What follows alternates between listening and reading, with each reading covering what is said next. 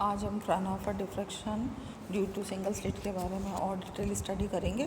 कल के लेक्चर में हमने देखा कि जब भी even integer of lambda by 2 होगा हमारा पार्ट डिफरेंस तो हमेशा हमें निम्नलिखित मिलेगा, और जब पार्ट डिफरेंस हमारा odd integer of lambda by 2 होगा तो हमेशा हमें मैक्सिमा मिलेगा। और इसी तरह हमने एक इंटेंसिटी डिस्ट्रीब्यूशन जो कर्व था उसको भी डिस्कस किया था। आज हम देखेंगे कि केंद्रीय उच्चिष्ट की चौड़ाई किस तरह से हम निकाल सकते हैं इसकी सहायता से। तो पिछले जो लेक्चर है उसके अंदर जो हमारे पास डायग्राम था तो उसमें हम कहेंगे यदि लेंस L2 की फोकल लेंथ f हो तथा लेंस स्लिट के बहुत पास रखा हो तो हम उस डायग्राम से लिख सकते हैं sine theta is equal to x upon f। और हमें पता है जो हमारे पास इक्वेशन 2 है जो पार्ट डिफरेंस के लिए निकाली थी, इक्वेशन 2 इससे साइन थीटा होता है हमारे पास लैम्डा बाई a। दोनों ही साइन थीटा की वैल्यू है, इनको इक्वेट करते हैं हम।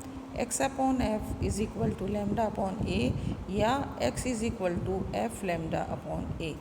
तो केंद्रीय उच्चिष्ट की चौड़ाई 2x is equal to 2f(x) lambda upon A के बराबर होगी। केंद्रीय उच्चिष्ट की चौड़ाई हमें पता है इस फॉर्मूले से क्या कह रहे हैं हम, लैम्डा के अनुक्रमानुपाती है, अर्थात बैंगनी रंग के लिए कम तथा लाल रंग के लिए ये जो बैंड है वो चौड़ा होगा।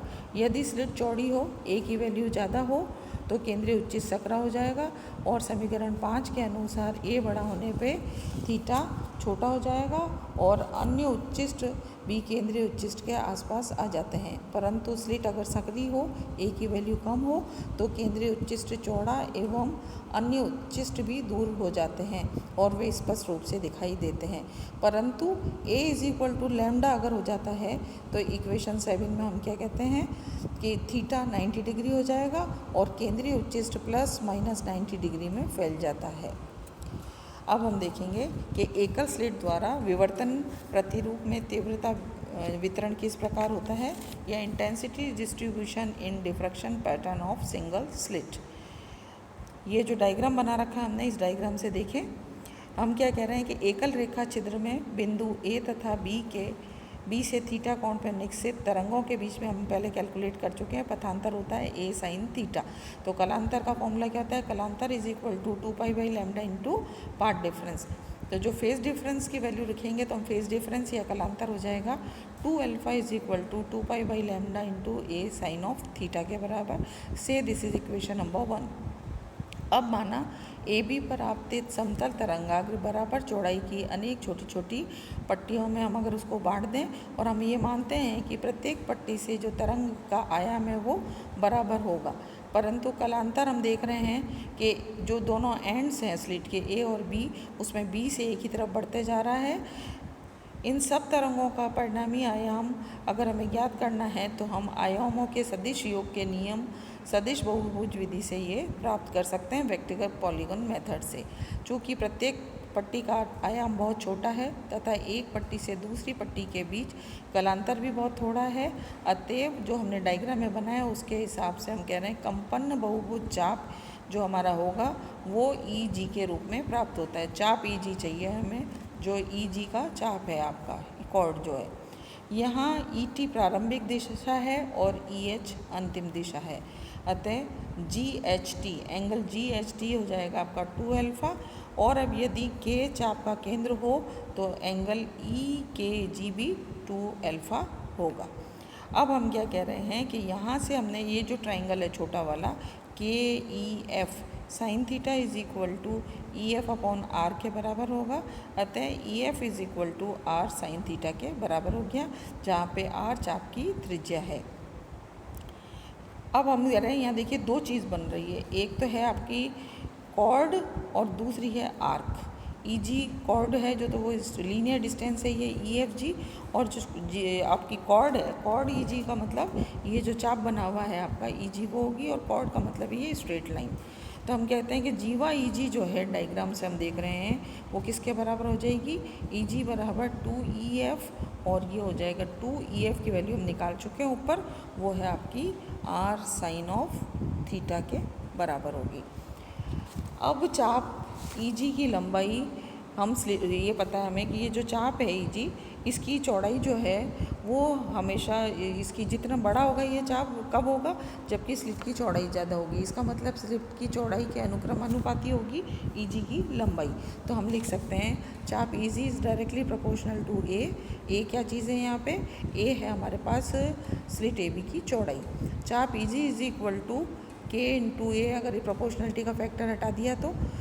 और हमें सर्कल की प्रॉपर्टी से पता है कि अगर ये एंगल जो आपका सबटेंडेड एट सेंटर जो है 2 अल्फ़ा, ये क्या होता है की प्रॉपर्टी से चाप अपॉन त्रिज्या के बराबर। तो चाप ईजी अपॉन त्रिज्या के बराबर हो गया। चाप ईजी अभी अभी लिखा है हमने, क्या होता है के ए अपॉन आर। तो यहाँ से 2r is equal to K A upon alpha आ गई। से दिस इज इक्वेशन नंबर 3। अब समीकरण 2 और समीकरण 3 से ईजी कितना हो गया हमारे पास, easy is equal to K A sine alpha upon alpha के बराबर हो जाएगा। इसके अंदर हमने वैल्यू रख दी 2r की समीकरण 2 में समीकरण 3 से। तो हमारे पास क्या आ गई, जीवा easy is equal to K A sine alpha upon alpha. और ये जो जीवा है ईजी, ये क्या हुआ, टोटल इस चाप को हमने करा तो ये रिजल्टेंट एम्पलीट्यूड को शो करेगी। तो यदि परिणामी ए हो तो ए हो जाएगा ई जी के बराबर, जी वाई जी के बराबर। और हम इसको लिख सकते हैं ए is equal to K A sine alpha upon alpha is equal to A zero sine of alpha upon alpha, जहाँ हमने के ए को ए ज़ीरो लिखा है जो कि ए का अधिकतम मान होगा। मैक्सिमम इंटेंसिटी जो पैटर्न पे होगी वो ए ज़ीरो से हम शो करेंगे। इस प्रकार पर्दे पे किसी बिंदु का आयाम A is equal to A zero sine alpha upon alpha के बराबर होगा, जिसको समीकरण 4 से प्रदर्शित किया है हमने। और अब हम कह रहे हैं अगर इंटेंसिटी कैलकुलेट करनी है तो हमें पता है इंटेंसिटी आयाम के स्क्वायर के बराबर होती है। तो इंटेंसिटी हो गई A zero square sine square alpha upon alpha square. और इन अदर वर्ड्स इसको कैसे लिख सकते हैं हम, आई ज़ीरो ए ज़ीरो स्क्वायर को इंटेंसिटी, मैक्सिमम इंटेंसिटी जो अवेलेबल होगी पैटर्न पे वो ये होगी आई ज़ीरो।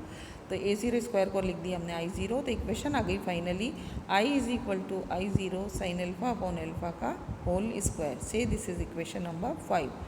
अर्थात पर्दे पर किसी बिंदु पर तीव्रता sine square alpha upon alpha square के अनुक्रमानुपाती होती है। इसमें अल्फ़ा का मान समीकरण 1 के अनुसार विवर्तन कोण थीटा पर निर्भर करता है।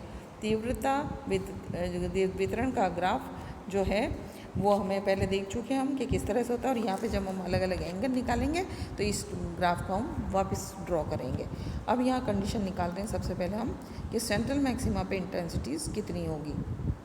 केंद्रीय उच्चिष्ट या सेंट्रल मैक्सिमा डायग्राम से देखें, अगर जो कल वाले लेक्चर के में डायग्राम बनाया है मैंने सिंगल स्लिट का, हम देख रहे हैं कि जो भी प्रकाश पी पॉइंट पे इकट्ठा हो रहा है उसके लिए थीटा की वैल्यू भी ज़ीरो है। थीटा जब ज़ीरो है तो अल्फ़ा ज़ीरो हो गया। जब अल्फ़ा ज़ीरो है तो sine alpha upon alpha limit alpha tends to zero, तो ये कितना हो गया हमारे पास 1 हो गया। तो अतः केंद्रीय उच्चिष्ट के लिए समीकरण 5 से तीव्रता अगर निकालेंगे तो I is equal to I zero. इसका मतलब आई ज़ीरो उस तीव्रता का मान है जो कि हमारे पास पैटर्न में मैक्सिमम अवेलेबल होगी। तो केंद्रीय उच्चिष्ट में हमेशा अधिकतम तीव्रता होगी जो कि आई ज़ीरो के बराबर होगी।